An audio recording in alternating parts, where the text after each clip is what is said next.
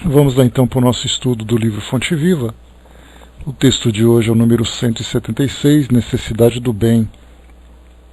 Esse é um chamamento que Emmanuel faz a todos nós na condição de trabalhadores, né, na seara espírita, assim também como na seara cristã, chamando a nossa atenção não apenas pela necessidade daquilo que nós temos que fazer, mas principalmente pela forma como nós nos relacionamos durante a tarefa que nós assumimos, né, o compromisso que nós assumimos. Porque antes de pensarmos em sermos trabalhadores do bem, em sermos voluntários para as tarefas mais elevadas, nós somos espíritos encarnados passando por esse processo de lapidação, de burilação, de aperfeiçoamento da nossa personalidade, do nosso caráter, dos nossos valores. Então, enquanto nós estamos ali vivenciando as experiências de mudança, nós ainda trazemos grandes falhas na nossa personalidade, no nosso caráter, fazendo com que isso gere atritos dentro do ambiente onde nós desenvolvemos as tarefas.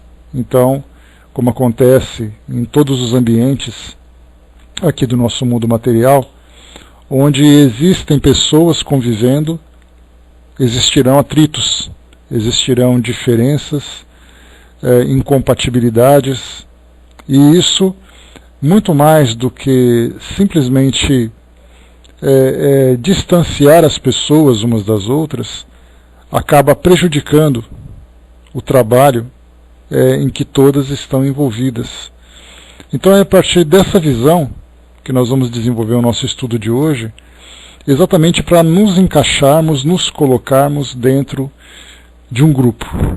Então nós teremos a nossa visão, a visão daquilo que acontece nesse conjunto da nossa perspectiva, e tentaremos de alguma forma observarmos também de que forma que nós estamos sendo vistos dentro desse grupo. Então será uma viagem bastante subjetiva, onde nós vamos ver qual é o nosso papel naquele grupo, um papel de pacificação, um papel de problemáticos, o papel de servidores justos e equilibrados dentro do grupo.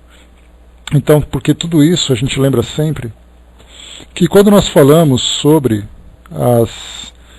as instituições nos nossos tempos de hoje, e nós lembramos sempre que, mais uma vez reforçando essa ideia, bom dia Guizan, reforçando essa ideia que a gente sempre costuma transmitir, todos os ensinamentos que chegam para nós do mundo espiritual, todas as comunicações, nós temos uma tendência a rotulá-las como sendo mensagens espíritas, porque os espíritos se comunicam dentro de um grupo espírita, nós consequentemente entendemos que a mensagem é direcionada para os espíritas, mas na verdade as mensagens elas são afinizadas com as leis naturais, com as leis divinas, e elas são aplicadas e aplicáveis a todas as pessoas, a todos os espíritos, independente da cultura, independente da crença, independente da posição geográfica em que se encontre. Então todos nós vamos convergir para o mesmo ponto. Então a vantagem que nós espíritas temos, que nós falamos em vantagens porque, diferentemente de outras escolas que se restringem às interpretações de um único livro, e as interpretações são feitas naturalmente a partir do entendimento que encarnados aqui conseguem alcançar, nós temos as interpretações dessas mesmas mensagens, só que vistas, só que vindas de uma dimensão mais elevada, com um conhecimento, com uma visão mais abrangente daquele ensinamento. Então, tudo aquilo que chega para nós dentro dos grupos espíritas, das publicações, das mensagens, até mesmo das orientações diretas vindas dos espíritos, nós acreditamos que aquilo é para nós, né, e que outros grupos vão se virar de acordo com aquilo que possuem. Então, ao falarmos nessa mensagem sobre as dificuldades, né, a necessidade que nós temos, conforme o título aqui do nosso estudo, a necessidade do bem, essa necessidade do bem voltada para os grupos que trabalham nas diversas tarefas, nas diversas instituições, essa mensagem então ela é direcionada para todos aqueles que se colocam nessa condição. Então, nós estudamos para entendermos aquilo que acontece dentro do nosso grupo espírita, seja dos grupos mais simples até aqueles grupos mais complexos, né, pela tarefa que desenvolvem, pela quantidade de trabalhadores, pelo local em que se encontram. Então nós podemos pegar, por exemplo, aqui um grupo no Pautalk, onde duas pessoas participam, ou uma pessoa trabalha na organização, até uma instituição que nós temos ali milhares de trabalhadores. Nós estamos falando de uma tarefa voltada para o desenvolvimento dos valores da humanidade. Então nós começamos a considerar inicialmente o objetivo, a intenção. Então a intenção é fazer algo positivo em benefício de alguém. Então, independente de qualquer crença, o bem ele é universal, ele é imparcial, ele envolve a todos os corações, desde aqueles que são os assistidos, que a princípio são o alvo, né, dessas tarefas, mas muito mais do que isso são os próprios assistentes, que são aqueles que trabalham, que também se beneficiam e que muitas vezes não se veem na condição de necessitados. Então, inicialmente, a gente pensa, o objetivo das instituições é fazer com que as dificuldades de ordem material, principalmente, porque é assim que o nosso mundo hoje entende, de você oferecer o pão, oferecer o abrigo, oferecer a roupa que precisa. Então a gente pensa sempre naquele bem material, naturalmente permeado ali, né, envolvido por um sentimento de caridade, de amor ao próximo, mas o objetivo principal é satisfazer exatamente a necessidade das pessoas materiais. Então, se alguém precisa de alguma coisa para ter uma vida menos difícil ou um pouco mais confortável, então o trabalho assistencial, inicialmente, porque existe uma diferença grande entre o trabalho assistencial e o trabalho caritativo. Embora os dois tentem suprir as mesmas necessidades, a forma como eles se desenvolvem são formas bastante diferentes. Um diz respeito apenas, né, à administração de recursos para oferecer para as pessoas aquilo que elas necessitam.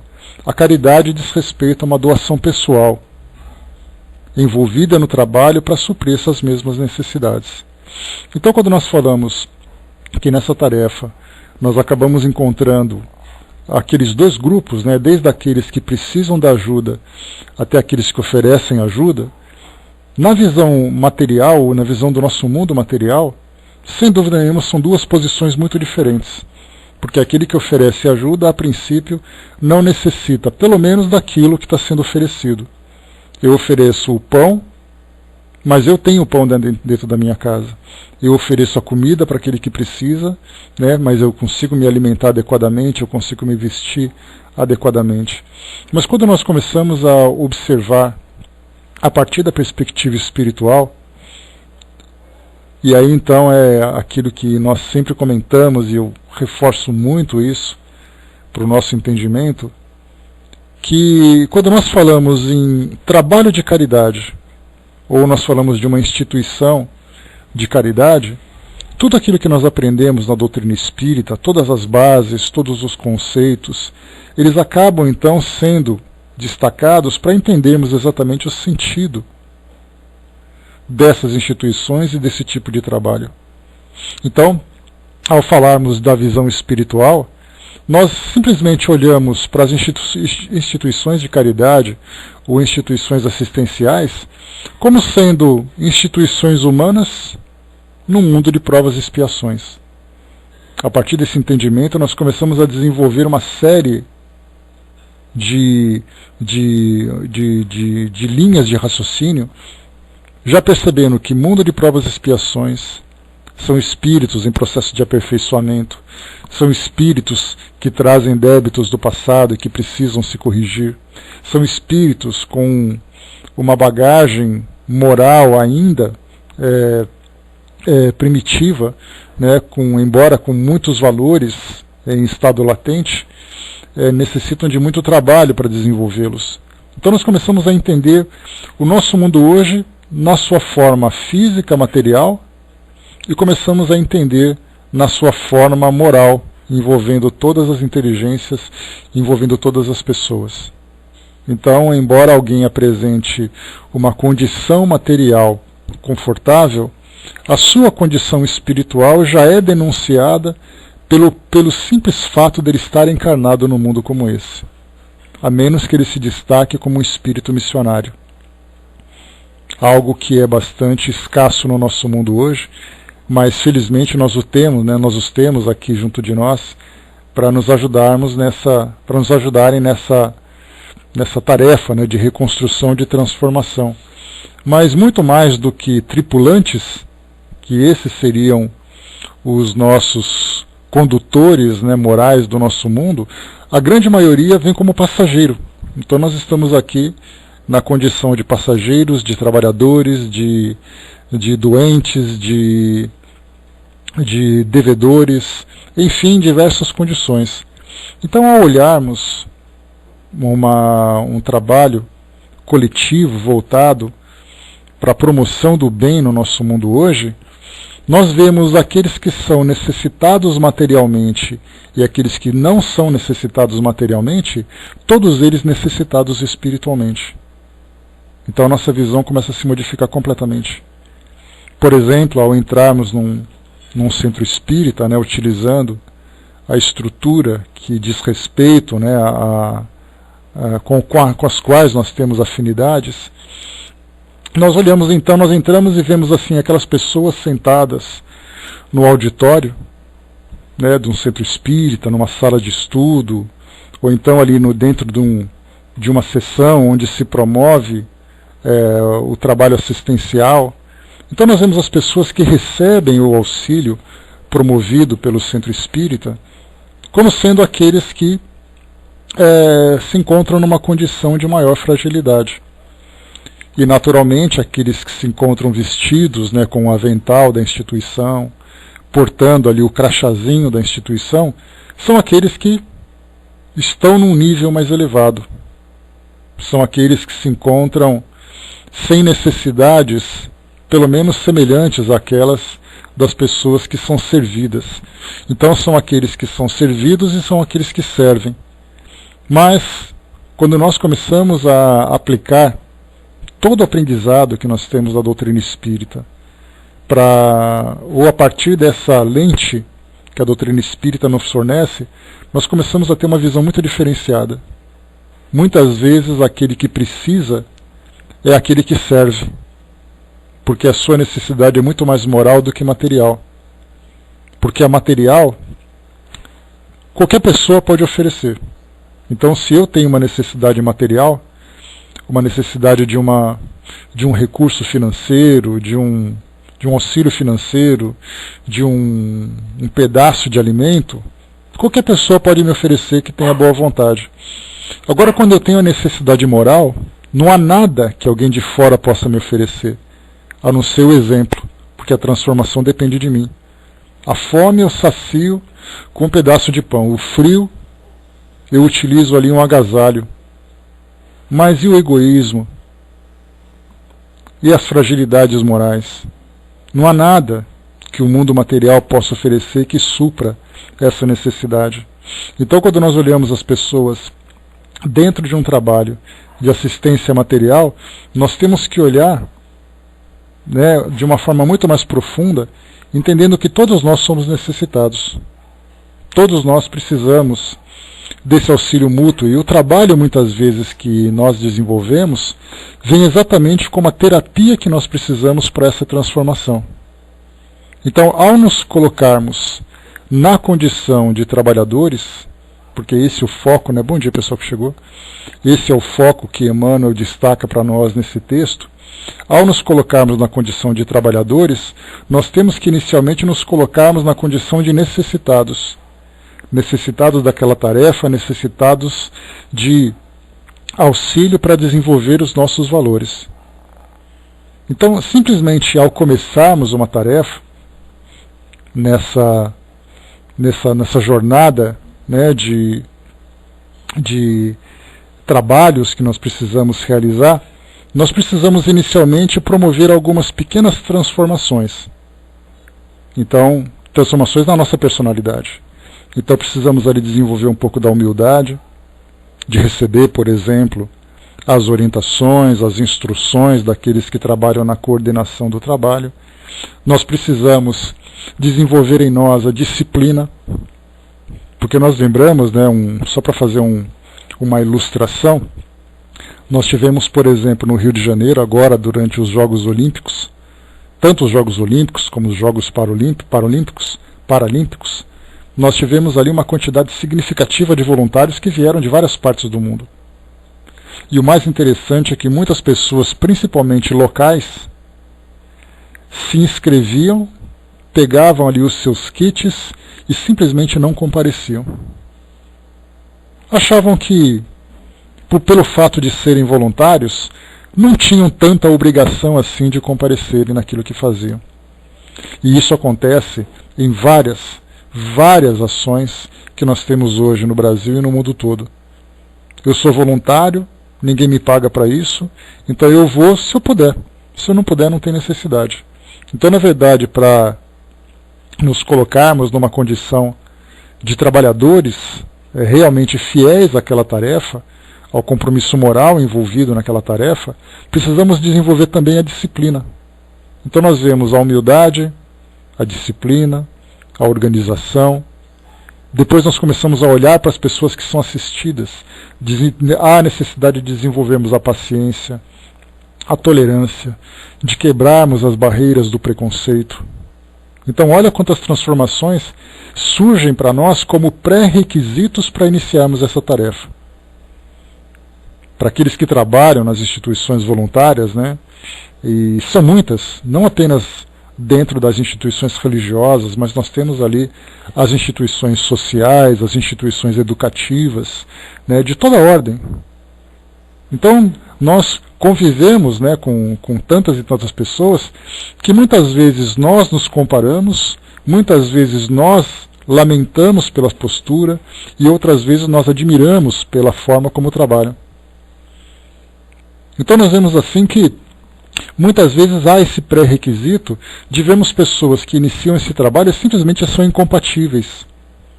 E essa incompatibilidade se dá exatamente pelo fato de não se afinizarem com a ideia do voluntariado, que é exatamente a de autodoação, de responsabilidade, de dedicação, de envolvimento afetivo com o próprio trabalho. E não simplesmente trabalhar com aquela indiferença. Já que eu sou voluntário, eu não tenho obrigação de aceitar desaforo de ninguém. Ninguém me paga para fazer isso. Eu ainda tenho que aguentar esse tipo de situação. Esse é o pensamento geral que acontece. Muitas vezes para aqueles que não têm o perfil para o trabalho voluntário. Então nós começamos a ver que há esse pré-requisito, essa necessidade inicial de nos afinizarmos com todas as condições para a realização do trabalho. Isso antes de começarmos.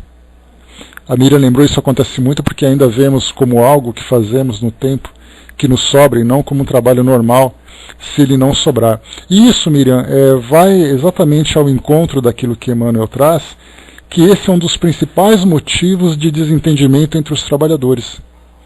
Porque eles estão ali fisicamente para cumprir aquele trabalho, aproveitando o tempo livre, aproveitando ali uma pequena boa vontade, mas sem a preocupação com a causa. Porque existe a diferença entre você trabalhar por causa de alguma coisa ou pela causa. Se você trabalha por causa, significa que você trabalha porque o ambiente é agradável, porque as pessoas são bacanas, porque aquilo te traz alguma recompensa, porque você tem tempo livre. E aí então a gente começa assim, bom, se o lugar não é agradável, então eu já não tenho mais motivo para trabalhar. Se eu não tenho mais tempo, obviamente eu não tenho como comparecer. Se o trabalho é um trabalho chato, eu também não quero fazer. Então tudo isso é por causa. Agora quando a gente trabalha pela causa, aí então nós transcendemos todos os interesses do mundo material e começamos a entrar de fato nos valores mais elevados dos princípios cristãos que nós abraçamos, mas com os princípios divinos. Porque do contrário nós entenderíamos que tudo aquilo que não é cristão não tem essa obrigação. Falamos daquilo que é divino. Cristo já está num patamar muito alto. Na verdade altíssimo. Mas a gente vai além. Porque há aqueles que seguem uma filosofia diferente. Então quando nós pensamos assim que quando você trabalha pela causa, você começa a superar todas as dificuldades, né, de muitas vezes um trabalho é chato, mas um trabalho é chato para aquele que faz, mas é necessário para aquele que precisa. Muitas vezes nós temos ali colegas que nem sempre são tão agradáveis, mas a minha preocupação não é com o colega. A minha preocupação é com as pessoas que recebem assistência, que também recebem ajuda desse colega. Muitas vezes o lugar é longe. Sim, é longe para mim, mas as pessoas que vão lá, mesmo sendo vizinhas, é o mais próximo que elas conseguem alcançar para terem aquilo que ela precisa. Então nós começamos a ver o voluntariado de uma forma completamente diferente. Hoje pela manhã, num dos telejornais matutinos, mostrou uma tendência muito interessante que começa a se desenvolver no Brasil. Isso não é o foco, né, Edu, mas é só um comentário que me veio agora, sobre turismo voluntário, né? Ou seja, turismo para trabalhos voluntários. Então muitos jovens, muitas pessoas que querem passar férias, pagam, por exemplo, suas passagens e vão até locais distantes, né? Mostrou até uma jovem estudante de publicidade em que ela foi para a África. E o trabalho voluntário dela era numa reserva natural onde ela cuidava de elefantes. E ela pagou para fazer isso. Então jovens indo para todas as partes do mundo com esse propósito, né? Na Europa, nos Estados Unidos isso é muito mais comum, até pelas condições financeiras que eles possuem, então isso fica muito mais fácil. No Brasil começa a aparecer essa tendência também. Então nós vemos assim que não é por causa daquilo que eu vou fazer, mas é a causa. A causa de você aprender alguma coisa nova, de você aprender desenvolver o intelecto, isso é fundamental. Você se relacionar com outras pessoas, isso também é extremamente importante, mas a causa por si só promove em nós transformações íntimas que não aconteceriam numa condição natural do nosso dia a dia, onde nós temos as nossas preocupações com os compromissos, temos os nossos relacionamentos que nem sempre são tão fáceis de nós lidarmos, né? Então tudo isso começa a mexer muito com os nossos valores, com os nossos sentimentos, e quanto mais nós nos espiritualizamos, mais claras ficam essas ideias. Dudu colocou, muitos até se inscrevem para ter só acesso ao kit, que foi o que aconteceu, né, Dudu, nesse caso dos jogos aí no Rio, as reportagens que eram feitas sobre isso lamentavam muito, né, muitas vezes 40%, 30%, das pessoas que se inscreviam não compareciam. Então, na verdade, a causa que era servir o próximo, ainda que seja um próximo que é um turista, um próximo interessado num evento esportivo, sem nada que seja efetivamente necessário para a sua sobrevivência, a causa em si era a causa de servir. E essa causa não foi respeitada. Então nós vemos assim que você vai, mas muitas vezes você não gosta daquilo, porque na verdade as pessoas querem se divertir. Mas a gente lembra que o trabalho por si só, ele exige muito mais do que a diversão. Né? Ele oferece muito mais do que a diversão. Ele oferece também dificuldades que exigem de nós sacrifícios, dedicação. E somente aqueles que estão de fato comprometidos conseguirão se elevar. A Miriam lembrou, né, o trabalho voluntário não se resume ao momento do trabalho, normalmente nos solicita uma conexão maior, incluindo a qualificação. Nesse caso, a gente tem então, a respeito dessas transformações que nós vamos compreendendo, né, então tem as transformações que são necessárias para iniciarmos, as transformações que acontecem conosco, e tudo isso se resume, na verdade, a uma grande sensibilização. Porque nós começamos a ver as pessoas além da aparência, começamos a ver as pessoas além do corpo físico, além das suas condições humanas, materiais. Nós começamos a ver o espírito ali presente. E quando nós atingimos esse estágio de chegarmos até o local, vermos as pessoas, sentirmos a sua dor, nos compadecermos com sua dor, nesse momento essa conexão foi estabelecida. E aí quando nós começamos nesse comprometimento, vem então a necessidade de nós nos desenvolvermos intelectualmente, que é exatamente o nosso aprimoramento, a nossa capacitação. Então nós temos ali capacitação intelectual, né, como também a própria capacitação moral, que faz parte daquelas transformações iniciais. Então por isso, nós lembramos sempre que a necessidade fundamental de nós oferecermos aquilo que nós temos de melhor para essa tarefa. E aí então, desenvolvendo-nos intelectualmente, vem como consequência, como comentamos, o desenvolvimento moral. Então nós nos tornamos mais sensíveis, nos tornamos mais fraternos, desenvolvemos valores dos mais variados, da tolerância, da própria dedicação. E agora quando nós falamos sobre o principal, que é aquilo que Emmanuel fala, porque nós estamos fazendo assim uma visão de uma perspectiva individual. Eu trabalho com isso, eu faço porque eu gosto, eu faço porque eu sei, né? Eu particularmente tenho um lema para mim que diz respeito a tudo aquilo que é possível de se realizar quando se tem a boa vontade. Então você precisa ter vontade, capacidade e disponibilidade. Eu utilizo esses três pilares para sustentar aquilo que eu gosto de fazer. Então, se nós temos isso, capacidade para fazer, disponibilidade e vontade de fazer as coisas, elas acontecem. Então, individualmente, nós temos esses nossos valores. Só que quando nós fazemos um trabalho, dependendo da extensão do trabalho, há a necessidade da convivência com outros que também têm ali os seus princípios, têm as suas motivações, os seus interesses. E ali, o trabalho no relacionamento, que também isso faz parte do nosso desenvolvimento moral, de desenvolvermos os nossos valores, porque muitas vezes nós pensamos assim: eu sou uma pessoa muito generosa para aqueles que precisam da ajuda, mas eu sou muitas vezes intolerante para aqueles que trabalham comigo na mesma função, na mesma tarefa. Então, entre os próprios trabalhadores, o sentimento de fraternidade, de solidariedade, de caridade, principalmente a caridade moral, são fundamentais.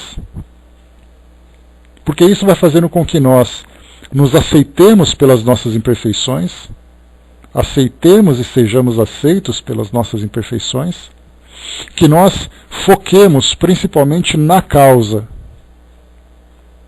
Quando nós colocamos esse lema nas nossas diretrizes, né, para desenvolvermos esse trabalho, não trabalharmos por causa, mas trabalharmos pela causa, todas as dificuldades que nós enfrentamos dentro do terreno material se tornam secundária.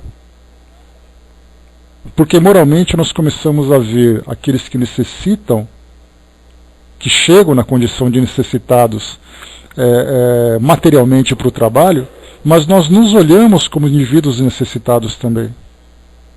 Então nós conseguimos superar todos os tipos de conflitos, de diferenças, simplesmente porque nós colocamos um lema que vai acima dos interesses humanos, dos interesses egoístas, dos interesses materiais. Certa vez, diante das dificuldades que nós enfrentamos, nós fizemos um estudo do Evangelho segundo o Espiritismo, isso já há bastante tempo, e nós fizemos então, eu procurei estimular, naqueles que estavam aqui no nosso estudo, um exercício para fazer com que nós víssemos a nossa vida a partir de uma outra perspectiva. Então nós nos olhamos individualmente, começava por esse olhar subjetivo. Eu me olhava individualmente, quem eu era, aquilo que eu precisava, as minhas necessidades, aquilo que eu precisava, as dificuldades que eu enfrentava, as minhas limitações, as minhas potencialidades. Não adianta a gente imaginar que nós somos seres sempre imperfeitos. Nós estamos desenvolvendo também a perfeição e nós temos atributos muito valiosos que devem ser considerados. Então eu começo a me ver como indivíduo. E depois eu começo a olhar dentro da minha casa, que é o ambiente onde eu mais convivo, e também com pessoas que fazem parte desse convívio. Aí nós começamos a ver as diferenças, começamos a ver os atritos, começamos a ver as afinidades. Mas aí eu penso assim, poxa vida, mas a minha vida, ela muitas vezes é feliz, muitas vezes ela é muito infeliz. Algumas vezes eu consigo alcançar muitas realizações, outras vezes eu convivo com muitas frustrações. Então eu começo a entrar naquele nossa síndrome do Wall-E, ó vida, ó céus, ó azar. E aí então do exercício a gente começa a nos elevar. Começamos a nos elevar. E aí então, a partir dessa elevação, é como se nós nos desprendêssemos através do desdobramento e começássemos então a nos ascender, a nos elevar. E aí então eu começo a ver a minha casa do alto. Eu fico pairando em cima da minha casa, olhando tudo aquilo que acontece, olhando a dinâmica da minha casa. Eu, comigo mesmo, com a minha família, com as dificuldades, com as facilidades, com o conforto, com as privações. E aí então eu me elevo um pouco mais e eu começo a perceber a casa do vizinho, ou as casas dos vizinhos em volta. E eu começo a perceber que eles também estão lutando para tentarem alcançar a felicidade, muitas vezes uma felicidade distorcida, porque focam a felicidade nas realizações materiais. E certamente vão encontrar muitas dificuldades. Então, muito mais do que eles, eu começo a me elevar um pouco mais e eu vejo então o meu bairro. E eu vejo tantas e tantas residências, tantas e tantas famílias, cada uma passando por suas provas, expiações, por suas realizações. Me elevo um pouco mais, alcanço a cidade, alcanço o meu país e depois eu alcanço o meu planeta. E eu vejo então aquele turbilhão de emoções, de situações, de pessoas, cada uma brigando. E aí então eu viro de costas para o planeta e começo a olhar para o espaço. E eu vejo então as estrelas, as profundezas do universo, até onde a minha vista e até onde a minha imaginação consegue alcançar. E aí depois rapidamente eu volto para a minha própria realidade e me vejo depois de novo diante daquele espelho inicial, e eu começo a dar de fato qual é a minha importância realmente, e qual é a importância que eu dou para aquilo que eu estou vivenciando. Então o que nós vemos nesse tipo de exercício é mostrar que eu não sou tão importante como eu imaginava ser, porque eu sou tão importante como todas as pessoas também são. E os meus problemas não são os maiores problemas do mundo. Todos nós temos os nossos problemas. Então, dentro de um relacionamento, dentro das nossas relações, nesse convívio, principalmente tendo como base o trabalho que nós fazemos nas nossas instituições, nós conseguimos superar essas diferenças exatamente no momento em que nós conseguimos virar as costas para o mundo e olhar para o nosso espaço.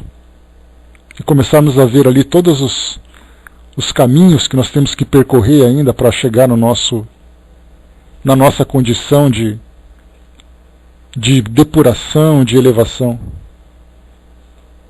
esse tipo de trabalho que nós fazemos aqui agora, esse trabalho bem feito principalmente, ele desenvolve então em nós aqueles valores, promove aquelas transformações que vai nos capacitar para agora, no presente, para que o nosso trabalho seja bem feito, mas principalmente para o futuro. O futuro que nos espera.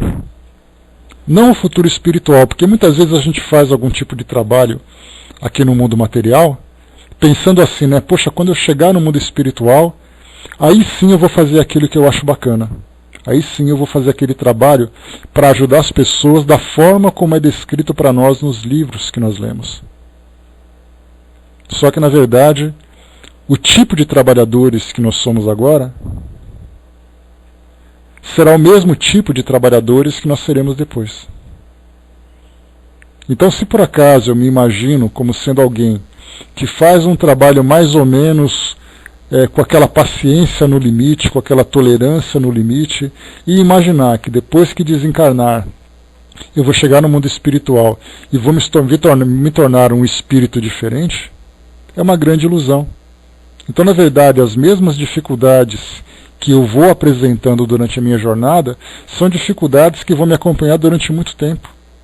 As transformações que eu promover agora são as transformações que eu também vou aprimorar com o passar do tempo. Por isso, então, quando nós falamos sobre a nossa presença aqui no mundo hoje, a nossa visão tem que estar muito além da limitação dos nossos olhos, da limitação da nossa imaginação. Dudu lembrou aqui.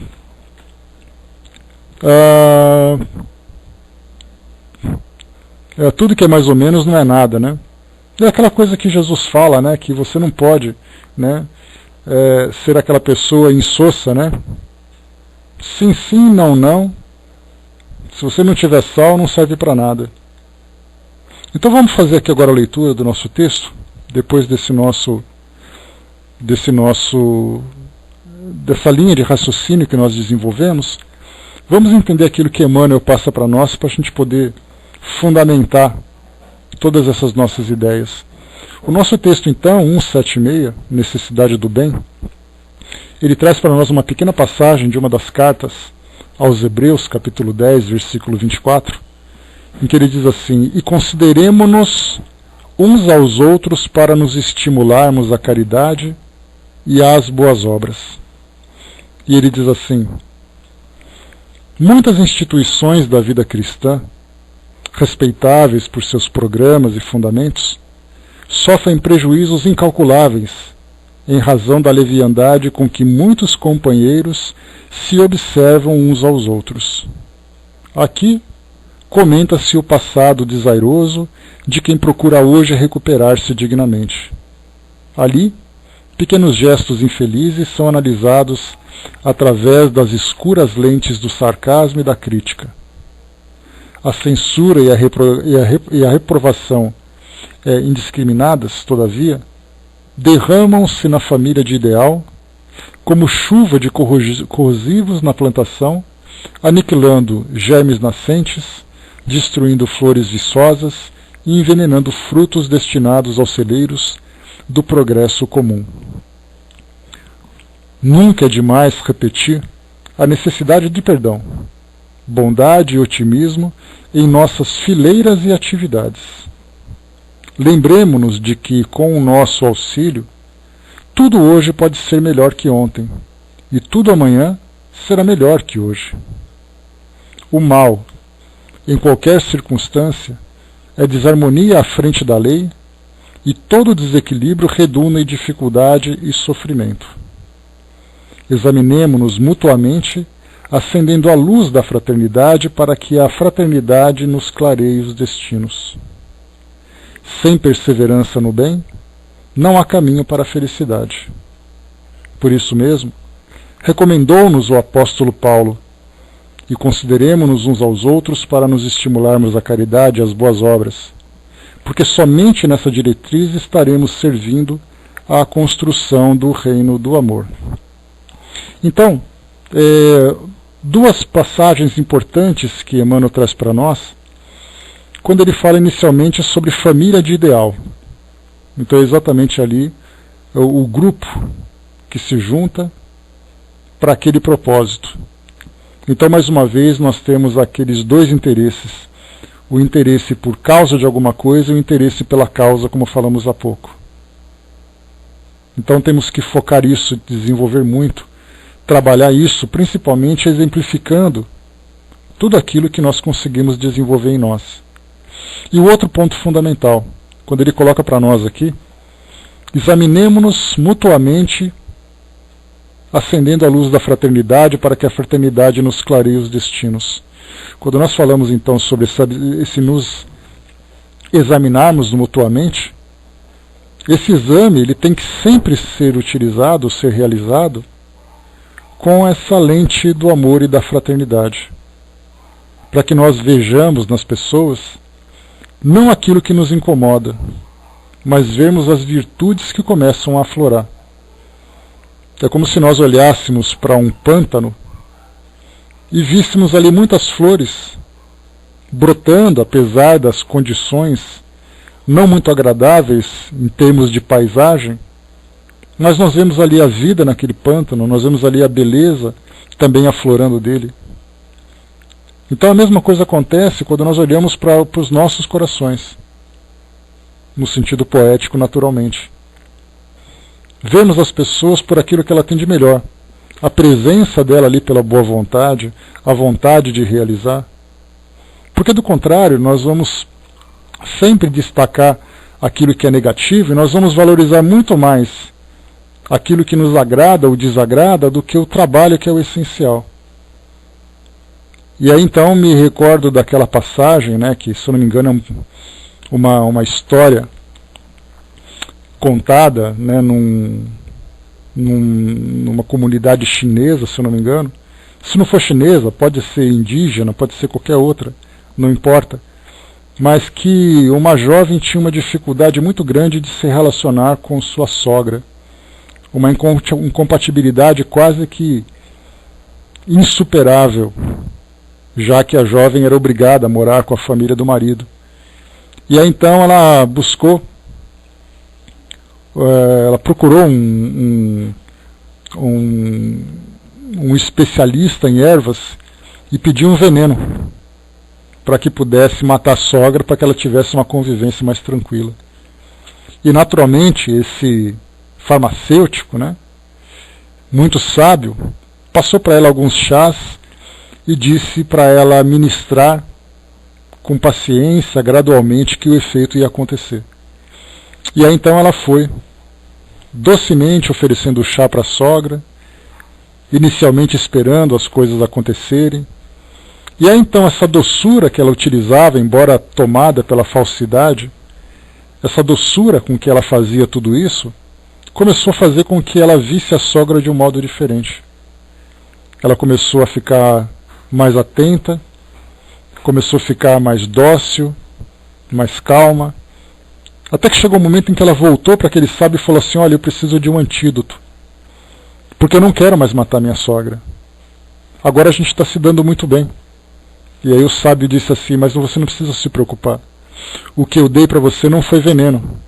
Era apenas para que você se modificasse no momento em que você desse o chá para ela. E você se modificou. Então, mais ou menos, claro, né, com a essência dessa ideia, é exatamente aquilo que nós devemos aplicar dentro das nossas relações, nos nossos grupos de trabalho. Quando nós nos modificamos, as coisas começam a se tornar mais aceitáveis. Porque muitas vezes somos nós que criamos as barreiras, somos nós que criamos os atritos. E aí a nossa visão de nós mesmos é uma visão caridosa. Mas a visão que nós temos dos outros é uma visão sem qualquer tipo de caridade. Então, pessoal, dentro dessa mensagem, a necessidade do bem. A necessidade do bem não apenas para aqueles que recebem a assistência, mas a necessidade do bem principalmente entre aqueles que promovem esse bem geral. Então isso é fundamental para que consigamos fazer com que a causa se torne para nós o foco principal. O Zé colocou para nós, né, tudo que comentou hoje me leva ao Conhece-te a ti mesmo, de Joana de Ângeles, né? Tudo aquilo que você cultiva no íntimo, ou aquilo que te que propele com insistência a realizar, constitui sua essência e legitimidade. Isso tudo que você deve estudar. E exatamente, Zé, porque esse Conhece-te a ti mesmo, ele deve partir de nós, né, e não apenas ficar em nós. Porque partindo de nós, nós começamos a compreender quem nós somos, as dificuldades, começamos a promover esse trabalho e começamos a expandir isso à nossa volta. É aquela luzinha, né, aquela pequena chama daquela vela que se acende dentro de nós, e depois ela vai se tornando naquela grande labareda, iluminando todo o ambiente onde nós nos encontramos. Então isso deve ser para nós, né, o princípio desse grande crescimento espiritual que todos desejamos alcançar. Então por isso a necessidade do bem. A do bem em todas as circunstâncias, em todos os ambientes, em todas as relações que nós estabelecemos. Então, pessoal, essa é a nossa mensagem de hoje. Vimos aqui, né, umas dificuldades para alguns